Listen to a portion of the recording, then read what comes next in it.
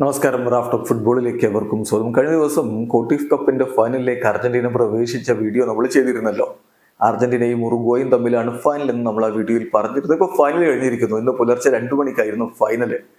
കോട്ടിഫ് കപ്പിൽ അർജന്റീന അണ്ടർ-20 ടീമിനെ തോൽപ്പിച്ചുകൊണ്ട് ഉറുഗ്വായി അണ്ടർ-20 ടീം കിരീടം ചൂടിയിരിക്കുകയാണ്. ഏകപക്ഷീയമായ ഒരു ഗോളിനാണ് ഉറുഗ്വായിയുടെ വിജയം. കളിയിൽ അർജന്റീന ടീം ആധിപത്യം പുലർത്തിയിരുന്നെങ്കിലും രണ്ടാം പകുതിയുടെ തുടക്കത്തിൽ ജർമ്മൻ ബർബാസ് നേടിയ ഗോളിനാണ് ഉറുഗ്വായി വിജയിച്ചത്. അതിന് മറുപടി കൊടുക്കാൻ അർജന്റീനയുടെ യുവതാരങ്ങൾക്ക് കഴിയാതെ പോയതോടെ ഇത്തവണത്തെ കോട്ടിഫ് കപ്പിൽ കിരീടം ഉറുഗ്വായി സ്വന്തമാക്കിയിരിക്കുന്നു.